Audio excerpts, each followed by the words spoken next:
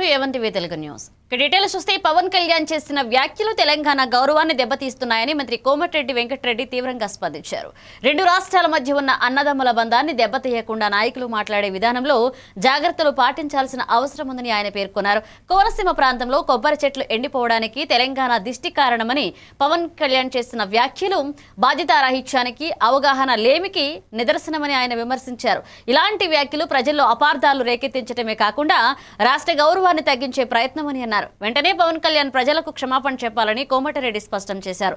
అలా కాకపోతే తెలంగాణలో ఆయన సినిమాలను కూడా నిలిపివేయాల్సిన పరిస్థితి ఏర్పడుతుందని హెచ్చరించారు. రాజకీయ విభేదాలను సినిమాల రంగంతో కలిపి చూడడం సరికాదని, ప్రజలను కలవరపెట్టే మాటలు చెప్పే ముందు ఆలోచించాల్సిన అవసరం ఉందని హితవు పలికారు. కనీసం ఆయన సినిమా 1-2 రోజులను ఆడుతుంది. చెప్పకపోతే ఎక్కడ కూడా తెలంగాణ థియేటర్లలో సినిమాలు రిలీజ్ కావు. సినిమా ఆడిపోతే ఎవ్వరు కూడా చిరంజీవి గారికి సంబంధం లేదు. Chiranjeevi is a super man. ఆయన ఎప్పుడు కూడా వివాదాలకు దూరంగా ఉంటారు. కానీ పవన్ కళ్యాణ్ కొత్తగా రాజకీయాలకు వచ్చి డిప్యూటీ సీఎం కాగానే తెలిసి తెలియకనే మాట్లాడిండో, మరి కావాలని తెలంగాణ వాళ్ళని అవమానపరచాలనుకుండో ఏమనుకుండో, కానీ దానికి క్షమాపణ చెప్తే కనీసం ఆయన సినిమా 1-2 రోజులను ఆడుతుంది. చెప్పకపోతే ఎక్కడ కూడా తెలంగాణ థియేటర్లలో సినిమాలు రిలీజ్ కావు. సినిమాటోగ్రఫీ మినిస్టర్గా నేను చెప్తున్నా ఈ మాట. కానీ ఈ విధంగా మాట్లాడి దాదాపు 13 సంవత్సరాలు అయిపోయింది. తెలంగాణ 13 సంవత్సరంలో పడుతున్నది. ఈ సమయంలో మా తెలంగాణని అవమానపరచొద్దని పవన్ కళ్యాణ్ గారు బేషరతుగా క్షమాపణ చెప్పితేనే తెలంగాణ ప్రజలు క్షమిస్తారు. ఉప ముఖ్యమంత్రి పవన్ కళ్యాణ్ చేసిన వ్యాఖ్యలు తెలంగాణలో తీవ్రమైన వ్యతిరేకతను రేకెత్తిస్తున్నాయి. కోనసీమ కొబ్బరి చెట్లు ఎండిపోవడానికి తెలంగాణ దిష్టి కారణమని చెప్పిన పవన్ మాటలు బాధ్యత రాహిత్యానికి నిదర్శనమని పలువురు నాయకులు విమర్శిస్తున్నారు. రెండు రాష్ట్రాలు అన్నదమ్ముల్లా కలిసి ఉన్న ఈ సమయంలో రాజకీయ నాయకులు విభేదాలు రేకెత్తించే వ్యాఖ్యలు చేయకూడదని సామాజిక వర్గాలు అభిప్రాయపడుతున్న నేపథ్యంలో ఈ విషయంపై మంత్రి పొన్నం ప్రభాకర్ స్పందించారు. ఇక తెలంగాణ ప్రజలకు పవన్ కళ్యాణ్ క్షమాపణ చెప్పాలని డిమాండ్ చేశారు. అలాగే బీజేపీ, తెలంగాణ నేతలు ఆంధ్రప్రదేశ్ ముఖ్యమంత్రి ఈ వ్యాఖ్యలపై స్పందించాల్సిన అవసరం ఉందని పిలుపునిచ్చారు. అలాగే తుఫానులు, వర్షాల ప్రకృతి ప్రక్రియలు మాత్రమేనని, వాటిని రాజకీయ కోణంలో చూపించడం అనవసర ఉద్రిక్తలకు దారితీస్తుందని పొన్నం ప్రభాకర్ విమర్శించారు. కాబట్టి ఇందులో ఇటువంటి కక్షపూరిత రెండు రాష్ట్రాల మధ్యలో వైషమ్యాలు కలిగేటువంటి మాటలు మాట్లాడడం అనేది దురదృష్టకరం. నేను ఇంతకుముందు చెప్పినట్టుగా ఆంధ్రాలో తుఫాన్ వస్తే తెలంగాణ మొన్న హుస్నాబాద్ కూడా మునిగింది. మేమేం ఆంధ్ర ప్రజలను తప్పుపడతలేదు, ప్రకృతి వైపరీత్యం కింద భావిస్తా ఉన్నాం. అక్కడెక్కడో చెట్లు ఎండిపోతే మమ్మల్ని దృష్టి కలిగిందని నిందిస్తే ఇది తెలంగాణ పౌరులకు అవమానం. వెంటనే ఉపసంహరించుకోవాలి, క్షమాపణ కోరాలి. భవిష్యత్తులో ఇటువంటి వివక్షపూరిత మాటలు మాట్లాడద్దు, విజ్ఞతగా వ్యవహరించు. ఉప ముఖ్యమంత్రి అయినా ఇంకా సినిమా నటుడు కాదు, కొంత బాధ్యతగా నేర్చుకోవాలని చెప్పి నేను ఈ సందర్భంగా కోరుతా ఉన్నా. ఇవాళ తెలంగాణ, ఆంధ్ర కలిసి దేశంలో ఉన్నతంగా ఎదగడానికి ప్రయత్నం జరగాలి తప్ప ఇటువంటి వైషమ్యాలను దృష్టించేటువంటి మాటలు. సమాజం కోసం పనిచేయాలనుకున్న పెంచలయ్యను అతి దారుణంగా హత్య చేసిన ఘటనపై ఎమ్మెల్సీ పర్వతరెడ్డి చంద్రశేఖర్ రెడ్డి ఆవేదన వ్యక్తం చేశారు. ఇలాంటి ఘటనలు రాష్ట్ర భద్రతా వ్యవస్థపై ప్రశ్నలు లేవనెత్తుతున్నాయని వ్యాఖ్యానించారు. హైవేలపై పెట్రోలింగ్ సరైన విధంగా జరగకపోవడం వల్ల నేరస్తులకు అవకాశాలు పెరుగుతున్నాయని ఆయన అన్నారు. పోలీస్ శాఖలో రివ్యూ సమావేశాలు మాత్రమే కాకుండా నేరాలను అరికట్టే దిశగా చర్యలు తీసుకోవాలని సూచించారు. నేరాలను ముందుగానే గుర్తించే ఇంటెలిజెన్స్ వ్యవస్థను బలోపేతం చేయాలని కోరారు. పెంచలయ్య హత్యను అత్యంత క్రూరత్వంగా అభివర్ణించిన ఎమ్మెల్సీ నిందితులను వెంటనే అరెస్ట్ చేసి కఠిన శిక్షలు విధించాలని డిమాండ్ చేశారు. ప్రజలు రోడ్లపై భయంతో జీవించాల్సిన పరిస్థితి రాకుండా ప్రభుత్వం చర్యలు తీసుకోవాలని పిలుపునిచ్చారు. మీరు ఆలోచించండి ఈ విషయాన్నింటినీ కూడా. సో ఇమీడియట్గా పోలీసులు చేయాల్సింది శివారు ప్రాంతాలు ఏవైతే ఉన్నాయో, పెన్నాకు సంబంధించి ఇటుపక్క కానీ అటుపక్క కానీ, రెండు పక్కలో కానీ, అదేవిధంగా ఇటుపక్క కూడా గ్రీన్ సిటీ ఏరియాలో కానీ, అటుపక్క రూరల్ ఏరియా శివారు ప్రాంతాల్లో కానీ, వీటి మీద ఇమీడియట్గా మీరు నిఘా కనుక ఏర్పాటు చేస్తే నైట్ టైం అక్కడికి పోయి మాత్రమే వీళ్ళంతా కూడా తీసుకుంటూ ఉంటారు కాబట్టి కొంత కంట్రోల్ చేసేదానికి అవకాశం ఉంటుంది. అదేవిధంగా కౌన్సిలింగ్ సిస్టమ్, ఎవరైతే మనం పట్టుకుంటామో వాళ్ళ పేరెంట్స్ని కూడా పిలిపించాలా, వాళ్ళ ఫ్యామిలీ మెంబర్స్ని కూడా పిలిపించాలా, వాళ్ళకి కౌన్సిలింగ్ ఇవ్వాలా. మనం పిల్లకాయలను మాత్రమే తీసుకొని వచ్చి వాళ్ళకి ఏదో కౌన్సిలింగ్ చేస్తుందని పంపిస్తే మార్పు రాదు. కొత్త పుణ్యానికి పెంచలేని గారిని కూటమి ప్రభుత్వం విద్యార్థులకు అన్యాయం చేస్తోంది అని మాజీ మంత్రి ఆదిమూలపు సురేష్ తీవ్రంగా విమర్శించారు. 8 త్రైమాసికాలుగా ఫీజు రియంబర్స్మెంట్ వసతి దీవెన విడుదల చేయకపోవడం వల్ల వేలాది మంది విద్యార్థులు తీవ్ర ఇబ్బందులు పడుతున్నారని ఆయన ఆవేదన వ్యక్తం చేశారు. చదువులను కొనసాగించలేని పరిస్థితి ఏర్పడిందని, ఉన్నత విద్యా భవిష్యత్ ప్రమాదంలో ఉందని పేర్కొన్నారు. రాష్ట్ర వ్యాప్తంగా విద్యార్థులకు ప్రభుత్వం 7,800 కోట్ల బకాయిలు పడిందని తెలిపారు. ప్రభుత్వ నిర్లక్ష్యం కారణంగా కళాశాలలు కూడా సంక్షేమంలోకి వెళ్లి విద్యా ప్రమాణాలు దెబ్బతింటున్నాయన్నారు. పేద విద్యార్థులు అప్పులు తీసుకుని చదువుకోవాల్సిన పరిస్థితి ఏర్పడిందని ఆందోళన వ్యక్తం చేశారు. విద్యార్థుల భవిష్యత్తును కాపాడాలి అంటే బకాయిలన్నీ వెంటనే విడుదల చేయాలని సురేష్ డిమాండ్ చేశారు. అట్లాగే విద్యార్థుల మనుగడ కానివ్వండి, వారి భవిష్యత్తు కానివ్వండి ప్రశ్నార్థకంగా మారింది. 7,800 కోట్ల రూపాయలు, అక్షరాల 7,800 కోట్ల రూపాయలు ఈ యొక్క కూటమి ప్రభుత్వం ఈ రాష్ట్ర విద్యార్థులకు బకాయి పడిందని చెప్పి నేను తెలియజేస్తూ ఉన్నా. వారు ఏదో చెప్తా ఉంటారు, వైఎస్ఆర్ కాంగ్రెస్ పార్టీ మీరు కూడా బకాయిలు పెట్టారు కాబట్టి ఆ బకాయిలు మేము తీర్చాలనుకుంటున్నాం, కావాలంటే మేము చర్చకు సిద్ధం అని చెప్పి విద్యాశాఖ మంత్రి గారు కౌన్సిల్లో మాట్లాడుతూ ఉన్నారు. ఈరోజు నేను ఫిగర్స్ తోటి, అంకెలతోటి ఈరోజు నేను తెలియజేస్తూ ఉన్నాను ఈ రాష్ట్ర ప్రజలకు. 2014-19 టీడీపీ హయాంలో 16,73,000 మంది విద్యార్థులకు 1,778 కోట్ల రూపాయలు బకాయి పెట్టి మీరు వెళ్ళలేదా అని చెప్పి నేను సూటిగా ప్రశ్నిస్తున్నాను. ఇదొక కర్ణాటకలో ముఖ్యమంత్రి పదవిపై ఏర్పడిన అంతర్గత రాజకీయ చర్చలకు CM Siddaramaiah, deputy CM DK Shivakumar ముగింపు పలికారు. అధిష్టానం తీసుకునే నిర్ణయానికి తాము పూర్తిగా కట్టుబడి ఉన్నామని ఇద్దరూ స్పష్టంగా ప్రకటించారు. ప్రభుత్వ స్థిరత్వం, పరిపాలనా సామర్థ్యాన్ని కాపాడేందుకు కలసికట్టుగా పనిచేయడం తమ బాధ్యత అని చెప్పారు. వ్యక్తిగత అభిలాషలు పక్కన పెట్టి రాష్ట్ర అభివృద్ధి లక్ష్యమని నేతలు తెలిపారు. కాంగ్రెస్ పార్టీ పట్ల తమకు ఉన్న నిబద్ధతను మరొకసారి గుర్తు చేస్తూ 2028 ఎన్నికల్లో పార్టీ విజయమే ప్రధాన లక్ష్యమని పేర్కొన్నారు. అంతర్గత పోరు లేదు, మీడియా సృష్టించిన అపోహలు మాత్రమేనన్నారు. ప్రజా సంక్షేమ కార్యక్రమాలు, ప్రాజెక్టులు, ఆర్థిక నిర్ణయాలు ప్రభుత్వ ప్రాధాన్యాలు అని వాటిపై తమ దృష్టి కొనసాగుతుందని స్పష్టం చేశారు. ఇక రాష్ట్ర రాజకీయ వాతావరణం ప్రశాంతంగా ఉండేలాగా అన్ని నాయకులు కలిసి పనిచేస్తారని చెప్పారు.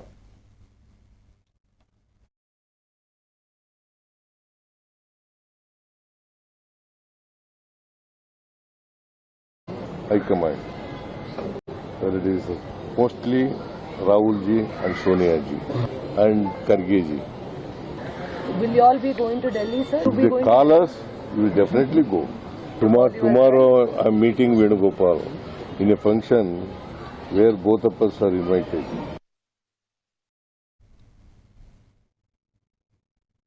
గాంధీ కుటుంబం దేశం కోసం చేసిన త్యాగాలను సీఎం రేవంత్ రెడ్డి మరొకసారి గుర్తు చేశారు. నెహ్రూ కుటుంబం అగర్భ శ్రీమంతుల కుటుంబమని, అయినా దేశహితం కోసం తమ ఆస్తులను దారపోశారని పేర్కొన్నారు.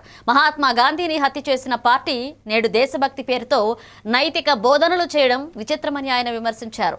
స్వాతంత్ర సమరంలో నేషనల్ హెరాల్డ్ పత్రిక చేసిన సేవలను కూడా రేవంత్ ప్రస్తావించారు. ఇక దేశ సమగ్రత, ప్రజాస్వామ్యం, రాజ్యాంగ విలువల రక్షణలో గాంధీ కుటుంబం కీలక పాత్ర పోషించిందన్నారు. ఇవాల్టి రాజకీయాల్లో ఈ విలువలను వక్రీకరించే ప్రయత్నాలు ప్రజలకు ప్రమాదకరమన్నారు. భిన్నాభిప్రాయాలు ఉన్నా చరిత్రను వక్రీకరించడం సరికాదు అని రేవంత్ పేర్కొన్నారు. యువత చరిత్రను అధ్యయనం చేసి నిజాలను తెలుసుకోవాలని పిలుపునిచ్చారు. నాటెత్తడానికి బ్రిటిష్ వాళ్ళు భయపడ్డారు నాడు. కానీ స్వతంత్రం వచ్చిన తర్వాత భారతీయ జనతా పార్టీకి సంబంధించిన వారసులు మహాత్మా గాంధీ గారిని దారుణంగా హత్య చేసిన రాజకీయ పార్టీ భారతీయ జనతా పార్టీ. ఆ పార్టీ ఈ దేశం కోసం ప్రాణాలు అర్పించిన శ్రీమతి సోనియా గాంధీ, శ్రీ రాజీవ్ గాంధీ గారి వారసత్వాన్ని పుణికిపుచ్చుకున్న శ్రీమతి సోనియా గాంధీ, రాహుల్ గాంధీ గారి మీద నేషనల్ హెరాల్డ్ అనే పత్రిక దేశ స్వతంత్రం కోసం పండిత్ జవహర్లాల్ నెహ్రూ గారు ప్రారంభించారు. వారి సొంత ఆస్తులను పెట్టి నేషనల్ హెరాల్డ్ పత్రికను ప్రారంభించారు. ఆ పత్రిక నాడు ఉధృతంగా దేశ స్వతంత్ర పోరాటం జరుగుతున్నప్పుడు దేశం నలుమూలలు జరుగుతున్న పోరాటాలను ఆ పత్రికలో ప్రచురించి ప్రజలకు ఒక స్ఫూర్తిని, ఒక పోరాట నాయకత్వాన్ని రగల్చి ఈ దేశాన్ని ముందుకు నడిపించారు. ఈ దేశ ఫ్యూచర్ సిటీలో జరగనున్న తెలంగాణ రైజింగ్ గ్లోబల్ సమిట్ ఏర్పాట్లను మంత్రి శ్రీధర్ బాబు స్వయంగా పరిశీలించారు. సమిట్ ప్రాంగణంలో జరుగుతున్న పనులను అధికారులు, విభాగాధిపతులతో కలిసి సమీక్షించి పలు సూచనలు చేశారు. ప్రపంచ దృష్టిని ఆకర్షించే ఈ కార్యక్రమంలో ఏ ఒక్క చిన్న పొరపాటు జరగకూడదని మంత్రి స్పష్టం చేశారు. పార్కింగ్, లాజిస్టిక్స్, హాస్పిటాలిటీ, శానిటేషన్ వంటి విభాగాల్లో ప్రత్యేక శ్రద్ధ పెట్టాలన్నారు. 5వ తేదీలో 6వ తేదీన డ్రై రన్ నిర్వహించాలని చెప్పారు. తెలంగాణ బ్రాండ్ను అంతర్జాతీయ వేదికపై మరింత బలోపేతం చేసే అవకాశం ఉందని మంత్రి అభిప్రాయపడ్డారు. అన్ని శాఖల సమన్వయంతో పనిచేసే సమ్మిట్ను విజయవంతం చేయాలని కోరారు.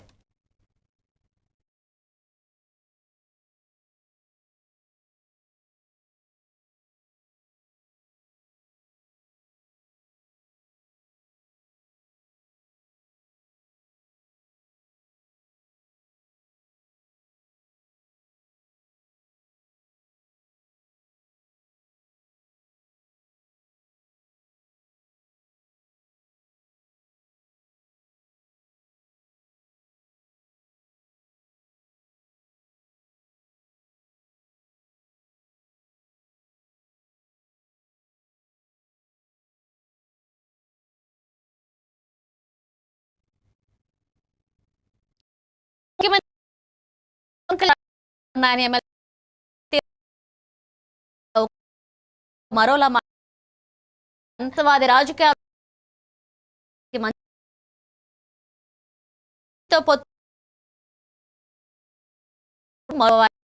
చూపుతుందన్నారు. ఆంధ్ర, తెలంగాణ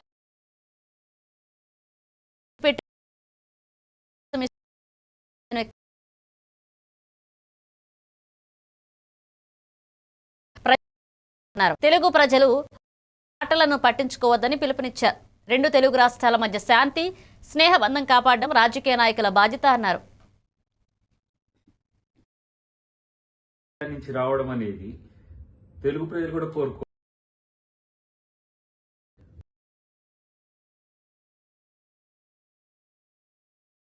ఆలోచిత స్టేట్మెంటే కనబడుతుంది మనకు. కాబట్టి గోదావరి ఎప్పుడు కూడా తెలుగు ప్రజల్ని సమానంగానే చూసింది.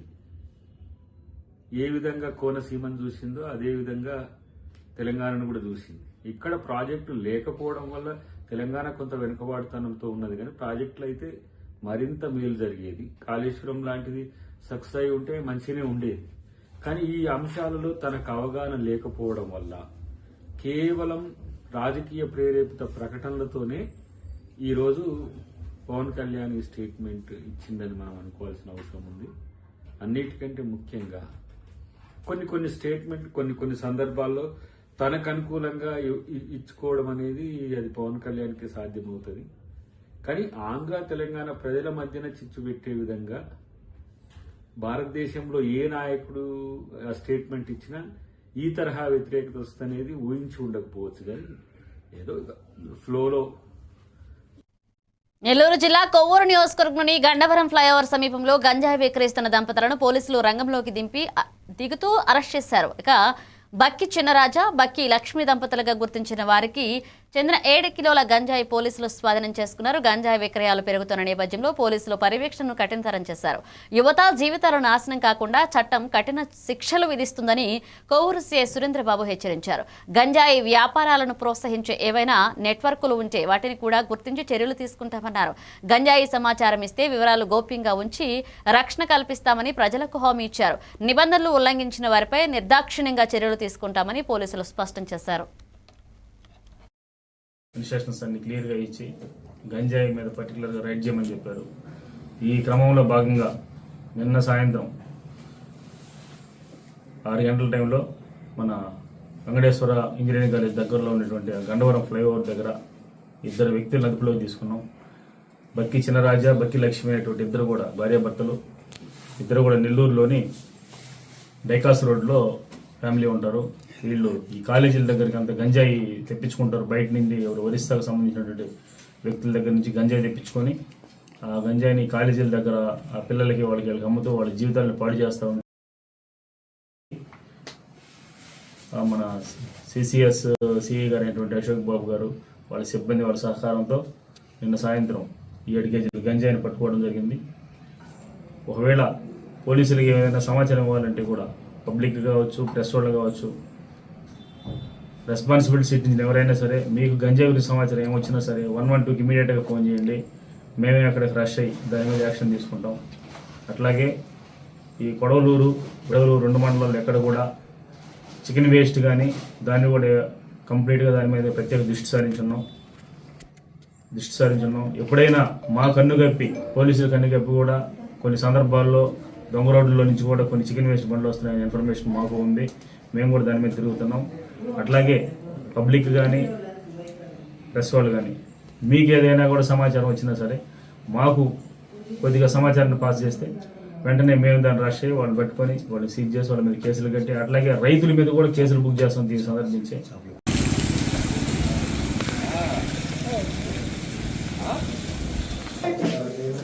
ఇప్పుడున్నాయా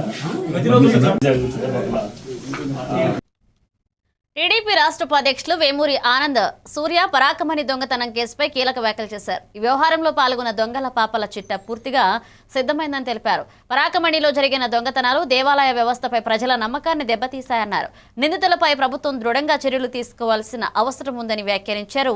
ఈ కేసులో ఉన్న అనుమానాస్పద అంశాలన్నింటినీ ప్రభుత్వం బయటపెట్టాలని డిమాండ్ చేశారు. పరాకమణి వంటి పవిత్ర ప్రదేశంలో ఇలాంటి దొంగతనాలు జరగడం దారుణమన్నారు. నిందితులను గుర్తించే ప్రక్రియలో సాక్ష్యాలు బలంగా ఉన్నాయని, భాగస్వాములైన వారైనా కఠిన శిక్షలు తప్పవన్నారు. దేవాలయ వ్యవస్థకు సంబంధించిన భద్రతను ప్రభుత్వం పునర్వ్యవస్థీకరించాలని సూచించారు. ఈ కేసులో పోలీసులు శీఘ్రంగా దర్యాప్తు పూర్తి చేస్తారని ఆశాభావం వ్యక్తం చేశారు. తవ్వకాలు బయటికి రాకూడదనే ఉద్దేశంతో కోట్లాది రూపాయలు పరకామణి వ్యవహారంలో డబ్బులు కాజేసినటువంటి భూమన కరుణాకర్ రెడ్డి తన పేరు ఇది బయటకు రాకుండా ఉండాలనే ఉద్దేశంతో కేసుల్లో నిర్వీర్యం చెయ్యటానికి సతీష్ కుమార్ని హత్య చేశారు. సతీష్ కుమార్ని ఇక్కడ చూడండి, హత్య చేశారు. ఈ సతీష్ కుమార్ని ఎక్కడో రైల్వే ట్రాక్ మీద 10 మీటర్ల దూరంలో పడేసి ఉన్న శవాన్ని చూస్తే అక్కడికి తీసుకొచ్చి హత్య చేస్తే ఆ హత్యని ఆత్మహత్య అంటాడు కరుణాకర్ రెడ్డి. అంటే దీని మీద మనం ఆలోచించవలసినటువంటి అవసరం ఉంది. ఎందుకంటే వైసీపీ నైజం ఏంటండి? అందరికీ నమస్కారం అండి. ఈనాడు ఆంధ్ర సాగునీటి ప్రాజెక్టుల పురోగతిపై కీలక వివరాలు వెల్లడించారు మంత్రి నిమ్మల రామానాయుడు. ఇక రాష్ట్ర వ్యాప్తంగా సాగునీటి అవసరాలను తీర్చేందుకు ప్రభుత్వం అత్యంత ప్రాధాన్యతనిచ్చి కీలక ప్రాజెక్టులను శరవేగంగా ముందుకు తీసుకువెళ్తుందని చెప్పారు. ఇక రైతులకు ఎడారి లాంటి భయాలు లేకుండా సాగునీరు అందించేందుకు డిజైన్ మార్పులు, అడ్మినిస్ట్రేటివ్ ఆమోదాలు, నిధుల విడుదల వేగవంతం చేశామని వివరించారు. ముఖ్యంగా కాలువల విస్తరణ, పంపింగ్ స్టేషన్ల అప్గ్రేడ్, బ్యారేజీల మరమ్మతులపై ప్రత్యేక దృష్టి పెట్టినట్లుగా తెలిపారు. ప్రాజెక్టు పనుల్లో పారదర్శకత కోసం మానిటరింగ్ కమిటీలు ఏర్పాటు చేశామని చెప్పారు. ఇక సమయానికి పనులు పూర్తి చేసి రాబోయే సీజన్లోనే రైతులకు నీరు అందించాలన్నదే ప్రభుత్వ లక్ష్యమని మంత్రి స్పష్టం చేశారు. నీటి సమస్యలు తగ్గితే వ్యవసాయ ఉత్పత్తి పెరిగి ఆర్థిక వ్యవస్థ బలోపేతమవుతుందని మంత్రి అభిప్రాయపడ్డారు. కూటమి ప్రభుత్వం అధికారంలోకి వచ్చినటువంటి ఈ 17 నెలల కాలంలోనే ఈ రాష్ట్రంలో ఉన్నటువంటి సాగునీటి రంగం ప్రగతి పదంలో నడిపిస్తున్నటువంటి విషయం, పురోభివృద్ధి విషయం కూడా ఈ సందర్భంగా తెలియజేస్తూ ఉన్నా. ఎందుకంటే మీరందరూ కూడా చూశారు, అధికారంలోకి వచ్చినటువంటి 6 నెలల్లోనే సాగునీటి రంగ వ్యవస్థను ప్రక్షాళన చేయాలనే ఉద్దేశంతో అదేవిధంగా వేల కోట్ల రూపాయలు వెచ్చించి నిర్మాణం చేసినటువంటి ప్రాజెక్టులు కానీ, రిజర్వాయర్లు కానీ, డ్యాములు కానీ, వాటి యొక్క మెయింటెనెన్స్ సంబంధించినటువంటి పనులు చేయకపోతే వేల కోట్ల రూపాయలు నిరుపయోగం అయిపోతాయనేటువంటి పరిస్థితి మనందరికీ తెలుసు. కానీ గత 5 సంవత్సరాల వైసీపీ పాలనలో ఆ యొక్క ప్రాజెక్టులు కానీ, డ్యాములు కానీ, రిజర్వాయర్లు కానీ వాటి రిపేర్లు మాట అటుంచి కనీసం గ్రీజు పెట్టి మెయింటెనెన్స్ పనులు కూడా చేయనటువంటి పరిస్థితి మనందరం కూడా చూసాం. అందుకే ఒక పులిచింతల గేట్ కొట్టుకుపోయినా, ఒక మరి ఏదైతే ఫించా డ్యాము కొట్టుకుపోయినా, అన్నమయ్య డ్యాము మరి కొట్టుకుపోయి ఆ రోజు ఊర్లు తుడిచిపెట్టుకుపోయి 42 మంది చనిపోయిన, గుండ్లగమ్మ గేట్లు కొట్టుకుపోయిన ఇటువంటి తిరుమలలో శ్రీవారి సేవకుల వ్యవస్థను మరింత సమర్థవంతంగా తీర్చిదిద్దేందుకు ప్రభుత్వం పెద్ద ఎత్తున చర్యలు ప్రారంభించిందని టీటీడీ అదనపు ఈవో వెంకయ్య చౌదరి తెలిపారు. 25 ఏళ్ల క్రితం ప్రారంభించిన సేవకుల కాన్సెప్ట్ ఇప్పుడు సిల్వర్ జూబ్లీ సంవత్సరంలో ప్రవేశించిందని పేర్కొన్నారు. భక్తులకు ఉత్తమ సేవలు అందించేందుకు సేవకులను ప్రొఫెషనల్ గా తీర్చిదిద్దాలని ముఖ్యమంత్రి ప్రత్యేక సూచనలు ఇచ్చారని చెప్పారు. ఈ నేపథ్యంలో ఐఐఎం అహ్మదాబాద్ నిపుణుల సహకారంతో సేవకుల శిక్షణకు ప్రత్యేక మాడ్యూల్ రూపొందించినట్లుగా వెల్లడించారు. రిలీజియస్ మేనేజ్మెంట్, భక్తుల నిర్వహణ, అత్యవసర పరిస్థితుల్లో స్పందన వంటి అంశాలను మాడ్యూల్లో పొందుపరిచారు. ఇక శిక్షణ తీసుకున్న సేవకులు ఆలయ పరిసర పరిపాలనలో భాగస్వాములై సేవల నాణ్యతను మరింత పెంచుతారని తెలిపారు. ఇక భవిష్యత్తులో సేవకుల వ్యవస్థ అత్యంత క్రమబద్ధంగా భక్తి సౌకర్యాల పెంపుతో పనిచేయనుందని ఈవో తెలియజేశారు. ఫిబ్రవరి 7 వరకు దేవస్థానంలో ఉన్న మెయిన్ స్కాలర్స్, డిపార్ట్మెంట్ హెచ్ఓడీస్, అలాగే బయట నుంచి ఉన్న ఈ 3 రోజులు వాళ్ళు ఉదయం 9 నుంచి సాయంత్రం 5 వరకు ఉంటుంది. ఏ డిపార్ట్మెంట్ లో ఎలా సర్వీస్ చేస్తున్నాం అనేది 7 డేస్ ఇక్కడ ఉండి 7th డే మీరు స్వామివారి దర్శనం చేసుకొని ఎప్పుడైతే మీరు ట్రైనింగ్ పొంది వెళ్తారో వెళ్ళిన తర్వాత ఒక 3 నెలల తర్వాత ఇప్పుడు మనం ఏదైతే వాళ్ళ ప్రాంతంలోనే వాళ్ళందరికీ కూడా ట్రైనింగ్ ఇచ్చి పూర్తయిన తర్వాత వాటిని ఇక్కడ రెడీ అయ్యి వీటిని తీసుకొని వాటిని ప్రింట్ చేస్తారు.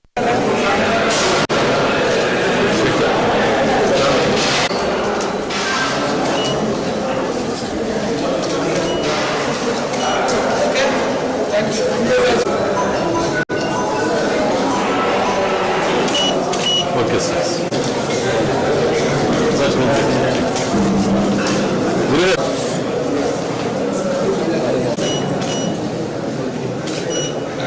ఓకే